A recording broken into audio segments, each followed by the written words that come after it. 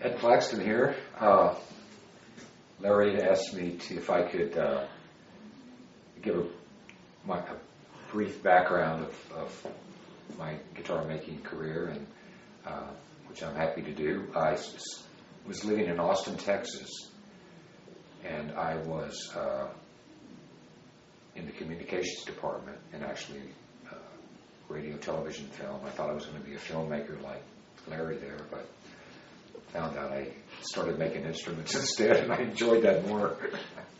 And so I was at the University of Texas had a great arts and crafts room. They had a full workshop, a wood shop, machinery, anything you wanted, and lots of potter's wheels and all kinds of stuff. But anyway, I was in there just checking things out, and I met a group, these two philosophy majors, who kind of took over one corner of this shop and were making stringed instruments, sort of traditional medieval type instruments and things they just make up, crazy stuff. And they used a lot of tortoise shells and goat skin and gut strings and movable frets. And, they made, Middle Eastern ouds. And but anyway, I just started hanging around with them, and they kind of took me under their wing. And so I started making some of those weird things and give them away. I didn't keep many of them,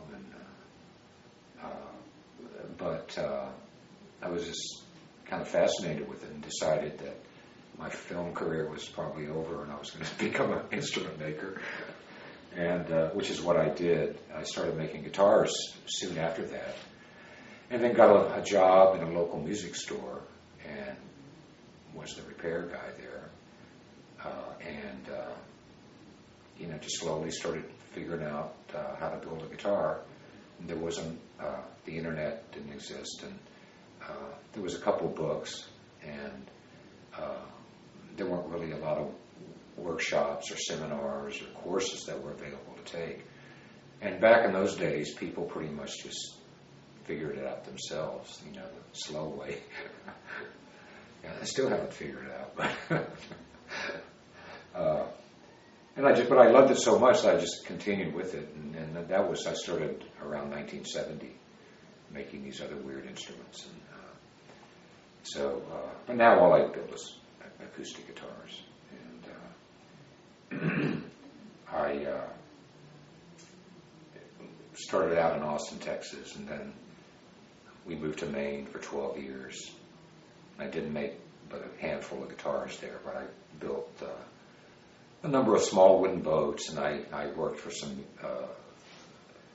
maritime museums on projects restoring old sailing ships and things, and schooners and that type of stuff, and building skylights and all that.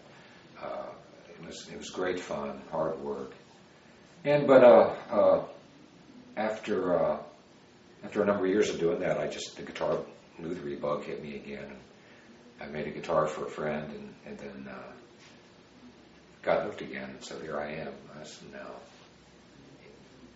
18 years later that we've been in Santa Cruz. And I've been in this little cave for all that time, except right now I'm in the process.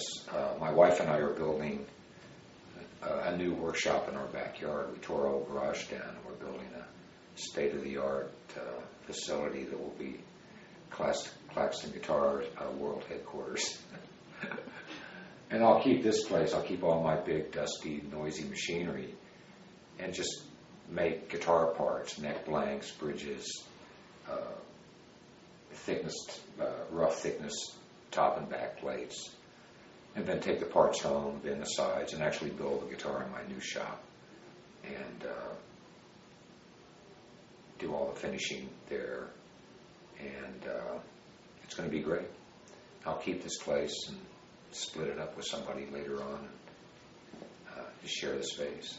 About how many guitars do you think you've made over your lifetime? I've made probably a little over 200, and I haven't.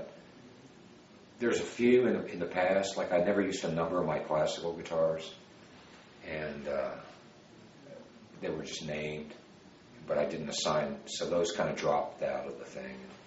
These are, serial numbers on these are like the early 190s. So I'm not the most prolific builder, but I'm the slowest now. I do a lot of things that are labor intensive, and all my purflings and bindings and all these laminated strips and rosettes, I make everything here in-house. I don't order pre-made purflings, which are easily available. I make everything. I make my own fingerboards. I cut the slots myself. I don't have a CNC machine, nor do I want one. CNC is? CNC machine. What does that stand for? It's one of those machines that's hooked up to a computer, and it's got big routers on it, and it'll make your finger... Oh, numerical control. Yeah, that's what it is. Yeah. And I like to think that I make a traditional acoustic guitar. And, there's kind of one tradition, that's the great guitar factories from the 20s and 30s, and that's sort of when people think of a traditional guitar. That's what they think of. But the way I look at tradition, it goes back, a couple millennium, and I construct my guitars more in a traditional manner. I use traditional glues. I use a lot of high glue for the critical tone producing areas where the top and back are joined together, and the top bracing, and particularly gluing on the bridges. The high glue just sets up rock hard. It's a great tone transducer.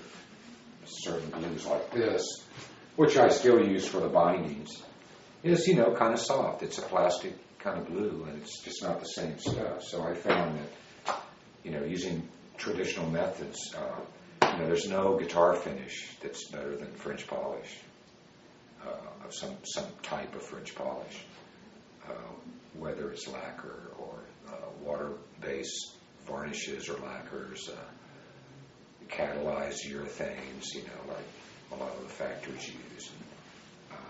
But I try to do everything that, first and foremost, they are musical instruments. And no matter how pretty they are and how awesome the wood is, if they don't, they got to sound good, folks, or it's, what's the point? Well, here's something I wondered. You didn't wake up one morning and get handy.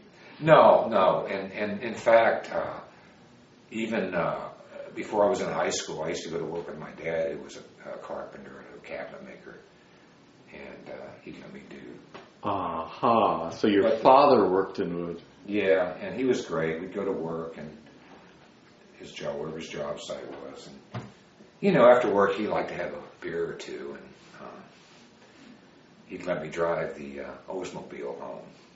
When I was like 12 or something. But that was legal in Texas at the time, I believe.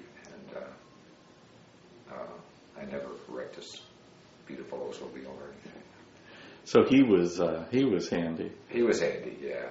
And I just, really, from when I was a little kid, I just, you just find stuff you like to do that interests you, and you start doing it. And you consider yourself lucky that you found something that makes you want to keep living every day, basically. That's great. So I feel very fortunate that I'm able to do what I do. And, my wife has put up with me for many years. Now, is this like the shoemaker's son? You never get around to those projects in the house? But no, I've been working on my new shop for 2 years. There's the blueprints of it. My architect friend drew for me. We're going to have to go shoot that someday. Yeah, no, but we bought our house 15 years ago, and we've just continually worked on it. And I made new windows, and it's all built-in stereo units, and we've done a lot of work on it, and we're not moving.